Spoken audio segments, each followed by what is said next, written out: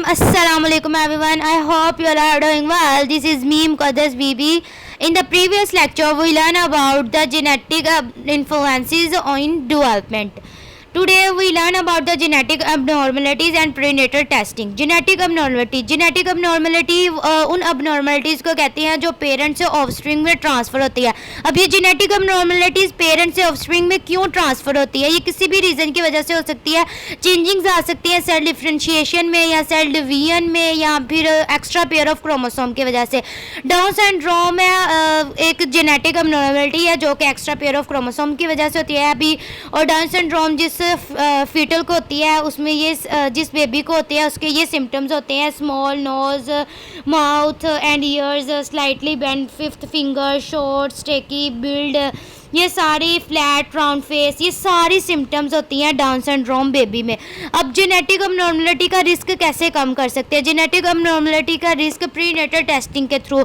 जब फीटल की बर्थ से पहले ही अगर पता चल जाए कि अगर इसका कोई फीटल को जेनेटिक abnormality है तो उसका काउंसलर, जेनेटिक काउंसलर कोई ट्रीटमेंट रेफ़र करता है या फिर अबॉर्शन रेफ़र करता है.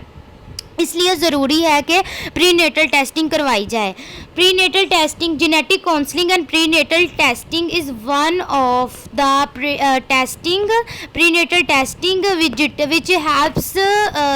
which helps us to in detecting the genetic abnormality. Genetic counselors compile information about a couple's genetic heritage to explore if their children will have a genetic abnormality.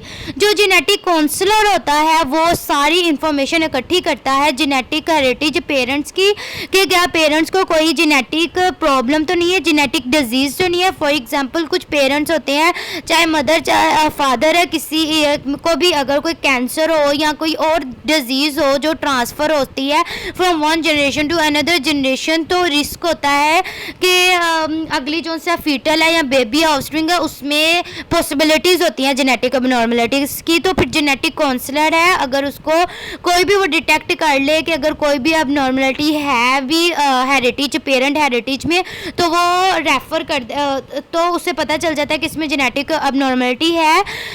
Genetic counsellor है वो refer कर देता है कोई treatment या abortion. Couples with likelihood of passing on a genetic abnormality tend to adopt or not have a children of their own.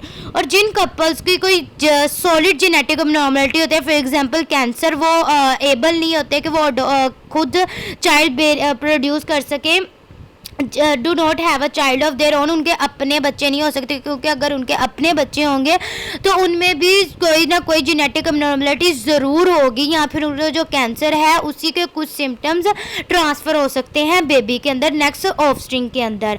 तो इस वजह से उन कपल्स को रेफ़र किया जाता है कि वो चाइल्ड को अडॉप्ट कर लें भी. And prenatal testing can indicate if the embryo or fetus is carrying any genetic abnormality. Prenatal testing भी डिटेक्ट करता है अगर फीटस या एम्ब्रियो को कोई भी जेनेटिक abnormality हो भी. फीटस का फीटस के कुछ ब्लड लिया जाता है, फिर उनको उसके ऊपर रिसर्च की जाती है, उसके ऊपर टेस्ट उसका किया जाता है और उस टेस्ट के थ्रू पता चल जाता है कि क्या जो फीटल है वो हेल्दी है या उसे कोई जेनेटिक abnormality है. That's it. आई होप आपको समझ आ गया होगा. अगर कुछ चीज़ समझ नहीं आई तो आप कमेंट में पूछ सकते हैं. Please like, share and subscribe my channel. Okay, अल्लाह हाफ़िज़.